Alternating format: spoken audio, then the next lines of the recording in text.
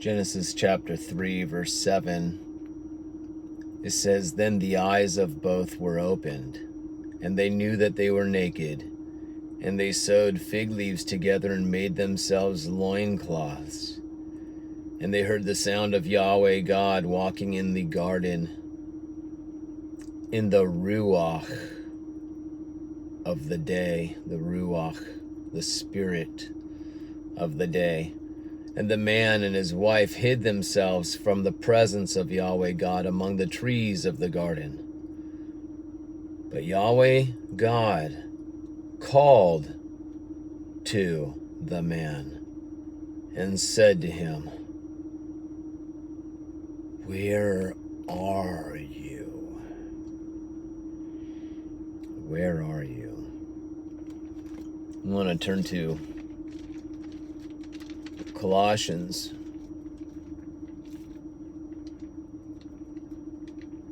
chapter 3.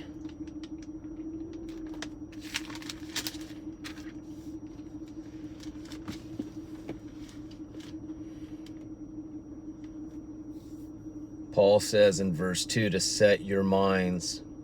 Set your minds. I just want to pause right there and let you know the meaning of set your minds. It's the Greek word phroneo. It means intense, exercising, direction of inner thoughts. It's intense, exercise, directing your inner thoughts. It's intense exercise. When you exercise, there is resistance that is involved. There is tension that is involved. So when he's saying set your minds, he's saying this is something that is you have to develop, and it's intense. It's exercise. Set your mind on things that are above, not on things that are on earth.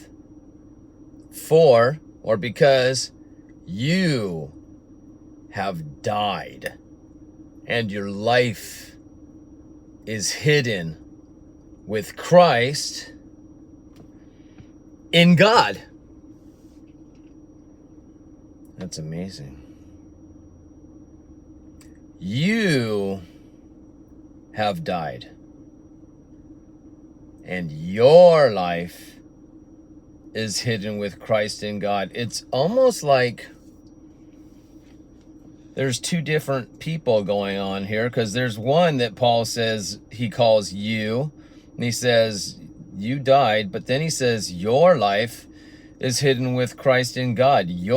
Another you? Well, in verse 1 of this same chapter, Colossians 3, it says, "If then you have been raised with Christ, seek the things that are above, where Christ is seated at the right hand of God." And then he says, set your mind there on those things above, seated at the right hand of God.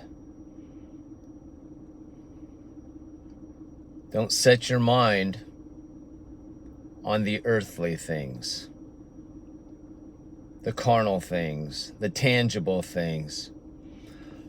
So you died, but there's another you, the one that has been raised with Christ in God.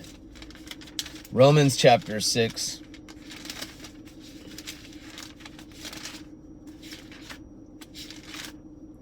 Verse 11. "So you also must consider yourselves dead to sin and alive to God in Christ Jesus." Oh, so consider yourselves dead to sin and alive to God in Christ Jesus. So you're dead to sin. Sin is not your master. Sin is not your master. You are dead to sin. By the way, when he says You must consider this. You must consider this. Consider yourself dead. He said to the Colossians, you are dead. You died. But now he's saying you got to consider that, though, meaning logizomai in Greek, to take into account, reason to a logical conclusion. You have to reason to a conclusion because God put this in your account, meaning it's yours. You own this. The old you is dead.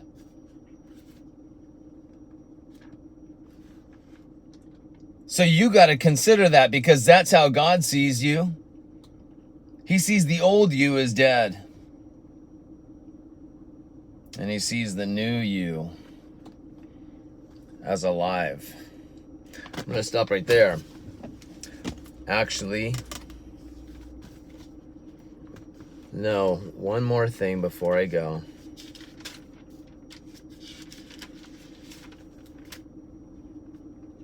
We just did this recently, but I want you to hear it again.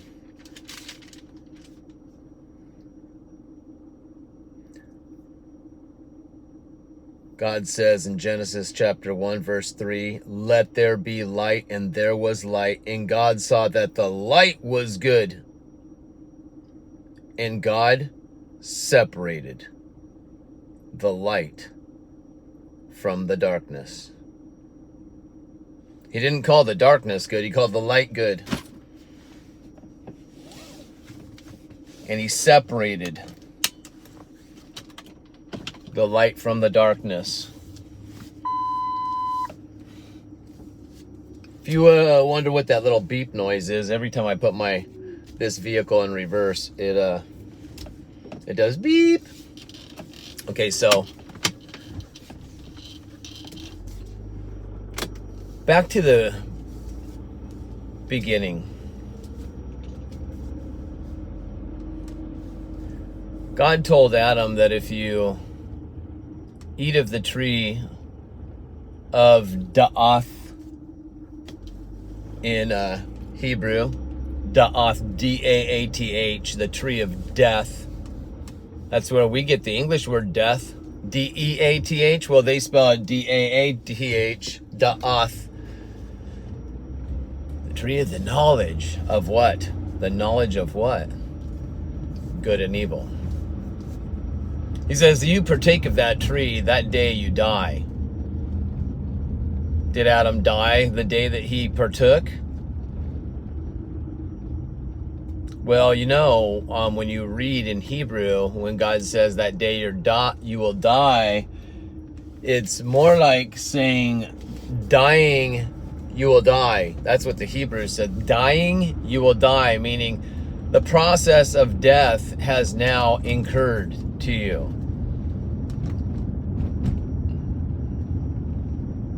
The dying process begins. Something happened to Adam that day that he ate of that tree. Something caused Adam to realize, I'm naked. And then he goes and he hides behind trees because he hears the voice of Yahweh.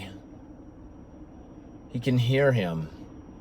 Yahweh's walking in the spirit of the day. That's a powerful thing, the ruach of the day. And we know that he called the light day. And Yahweh always walks in the light because he is the light.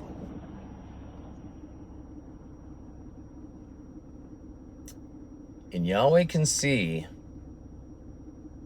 everything. No matter how hard Adam tries to hide himself,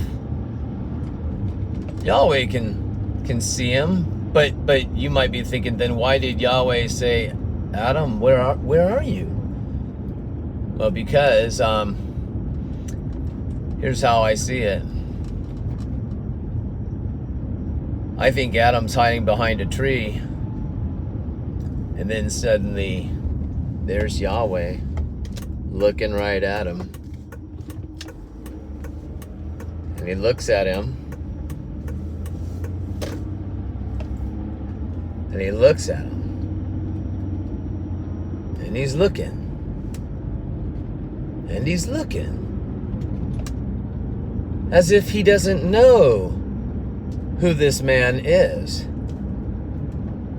There's a question in his look. Something that says, you don't look familiar to me. He's looking right at Adam.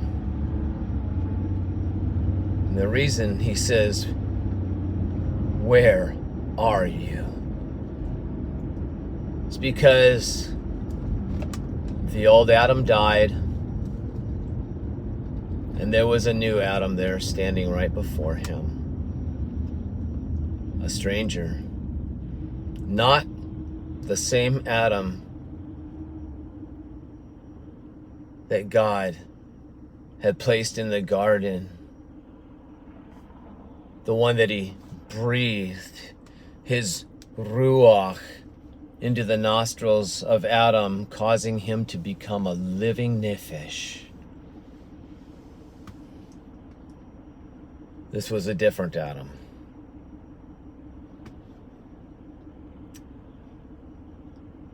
Now, if you can apply this to you, a little bug in my car. Get out. There you go. Oh, there you went. If you can apply this to you,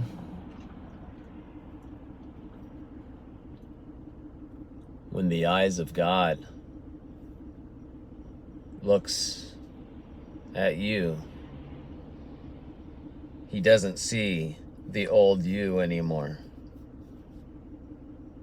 Just like he couldn't see the old Adam anymore. Just like he separated the light from the darkness. There was a division. God saw there was darkness and he declared, light be. Oh yeah. And the Bible even says, you were darkness, but now you are light. You were that darkness, but God spoke light and separated the darkness. So the old you, which is darkness,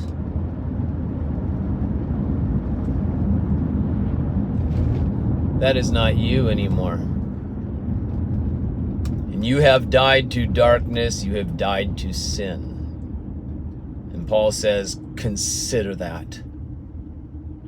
Come to a very logical conclusion that that is the truth, because God spoke it over you and God showed it to you through the death and burial and resurrection of his son, Yeshua.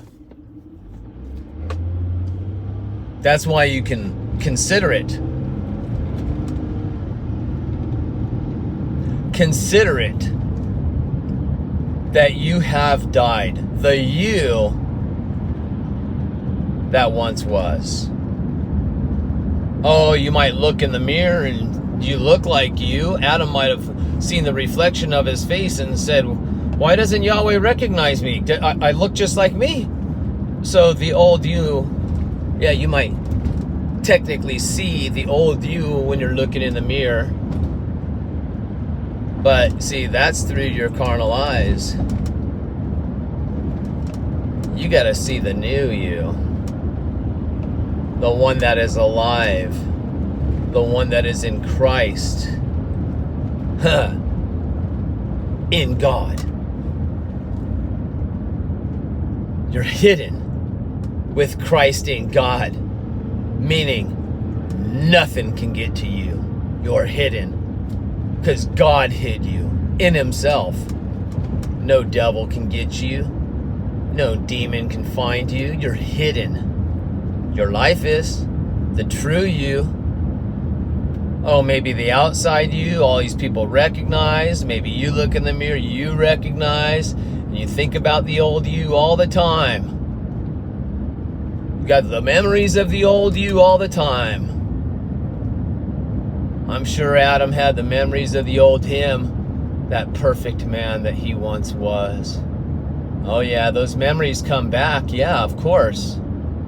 He might even act like that perfect man that he once was. He might walk like him. He might sound like him. He might do the things of the perfect man. But the truth is, Adam's identity changed, and he is never going to be that perfect man again, because that perfect man died. Now reverse it.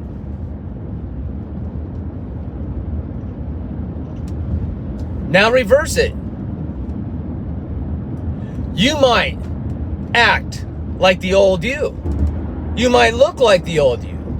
You might take the same footsteps as the old you. You might do things that the old you did.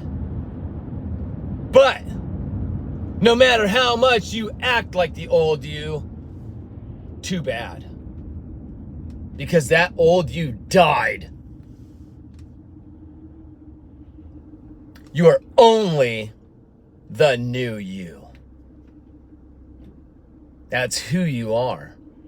Adam couldn't get out of who he had now become, and you cannot get out of who you have now become in Christ.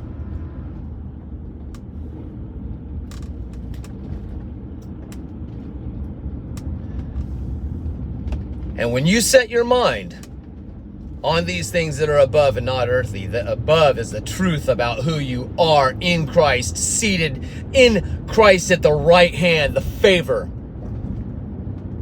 of God. And your life is with Christ, hidden inside of God. So you got to set your mind on who you truly are. You set your mind.